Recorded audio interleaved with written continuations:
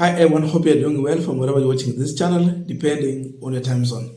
Now, in as much William Ruto is trying to apply new tactics to manage politics in this country, we see Gen Zs are so much determined to continue sending the message. For them, what they're looking for is results, nothing else.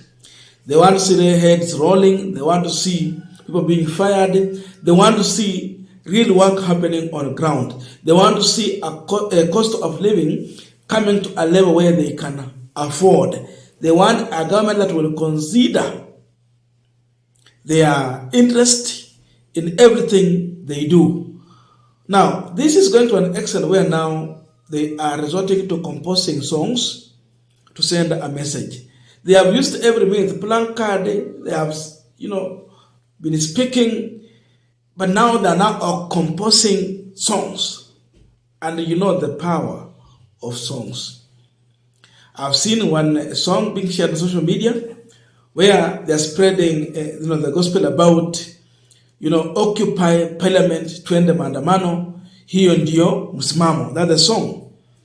That since independence, 60 years, self-rule, we are being told, but we are still being told that we are paying debts and all those kind of things, that we are tired of lies. That is the message in that song. That every time we raise issues, tunalipa madeni. But 60 years since independence, how comes madeni metu overwhelm?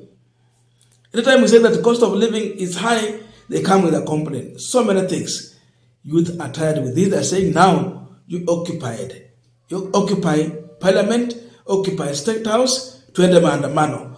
That is the song outside here to encourage those who are in protest. They're even talking about those who have died, tuwashe mishumaa, tuwaomboleza lakini tuendelee.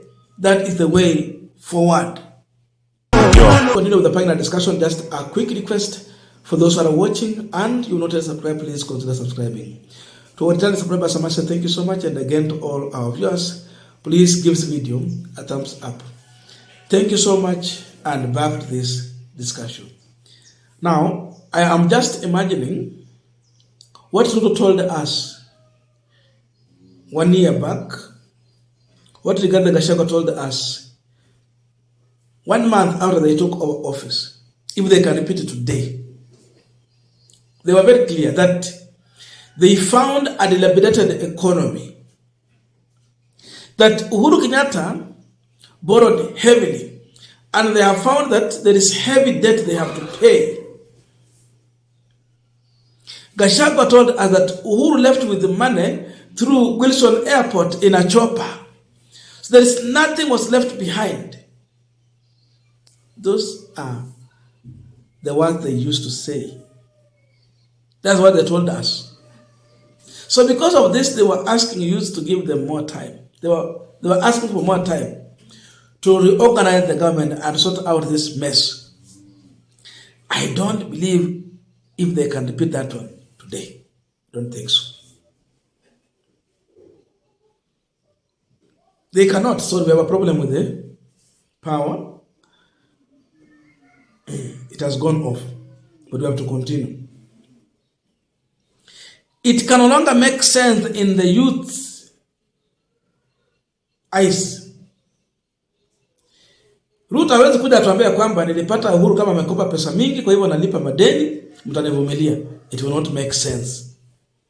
But before it was making sense.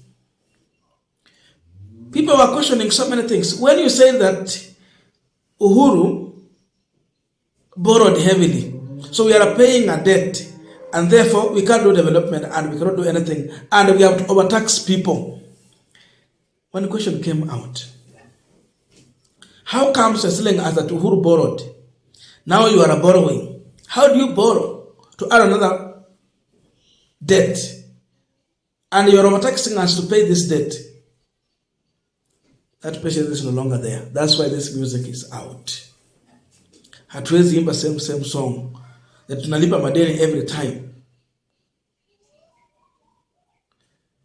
At the same time, you are saying that Uhuru borrowed heavily, but we see you with a fleet of more than 80 vehicles, fuel guzzlers. Natuambia tunyamaza, tunalipa madeni. This is what is prompting Kenyans to come out and to compose such kind of music and songs. We see you renovating State House and all state lodges across the country. And we know very well that in this country, corruption is always budgeted. And the corruption normally happens when you have projects. So why do you initiate these projects of renovation? Corruption. So youth are composing songs to respond to this, that we cannot keep on quiet as we watch you finishing us. So hiyo mambo ya Uhuru and borrow so much so we are paying a debt, it cannot make sense. So either akisema leo, he will be heckled. When Gachagua said they found a dilapidated economy, then we saw a whopping budget of 600 million Kenyan shillings to renovate the deputy president's office. And we said, a new one was put up at a cost of 450 million. Why repair so much expensive than putting up a new house? Why can't they just build another one? How can we believe that there was a dilapidated economy when you spend reckless like this? Youth who are watching carefully, today they are now reacting. At Handshake, brothers borrowed heavily, used our money, and BBI, we don't have money. Then in the same breath,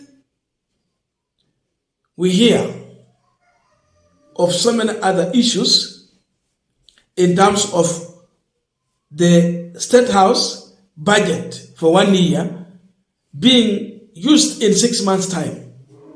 How do you expect youth to keep quiet? They will compose such kind of songs and tell you the truth. State House wako na budget ya mwaka moja, that what Uhuru was spending in 1 year, Ruto is spending in 6 months' time, and is asking for supplementary budget. Youth will keep quiet? They won't. So kama alifikiria kwamba wanaweza danganya watu, it's for some times, but not every time. Lies have an expiry date. Their lies have got an expiry date, and the youth are using the opportunity to use every means possible to send a message through even songs. And you know the power of songs. Ndio maana ukiona wanasiasa wanataka kwenda kwa uchaguzi, wanatafuta wale wasanii wa kuwatengenezea nyimbo. There is power in music.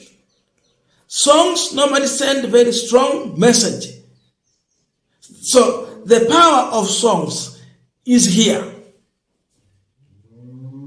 to narrate the story to the public on how these people wametubeba malengi. Sasa mambo ya kufikiria kwamba all is well is no longer rosy. It is not that way. Youth are coming out to speak. They are composing their own songs to send a strong message. You cannot continue to lie to us. Mambo ya Uhuru saizi haiwezi make sense. Huwezi kuja na narrative ya Uhuru tuambie sijui alimaliza economy, aliharibu 1 2 3. My friend, you will be heckled. That's why they are quiet. They are not mentioning Uhuru Kenyatta anywhere. Wanajua hawa Gen Zs. Wanasema tumejam.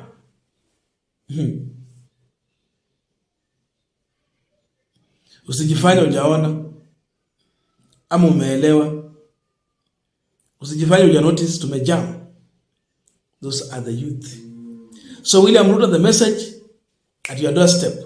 Usijifanye hujaona, tumejam. Watu wamejam. Mambo ya overspending without any project and overtaxing to kill business, oppressing the already oppressed. It is over. So, if he thought he's trying to manage the politics through dialogue and all those other things, he should listen to these songs. Why are you still composing songs? It means the protest is still here with us. Sasa aenda ahesabu aone ni pesa ngapi huwa anapoteza kwa ushuru wakati kuna maandamano. Labda afanye uamuzi. Atasikiza wananchi ama ataendelea kupoteza. Because these youth have nothing to lose. Some have lost their jobs. What else will they lose? Some have nothing to eat. What else will they lose? Some of their parents have been fired. They have no job. Some of their parents' business have been destroyed through this administration. So what else will they lose? They have nothing to lose. That's why they come openly to tell you the reality. Mambo imefika sasa ni kusemezana tu kweli, uongo imeisha. So more songs are going to come in. Hii sio campaign ya kusema tunachaguana kura. Hii ni campaign ya kusema Zakayo must go and all those. So wewe tuambie waliacha, kila serikali huwa inaacha madeni, lakini wewe kwa wewe ndio president ukaanza kuja kutuambia eti waliacha madeni.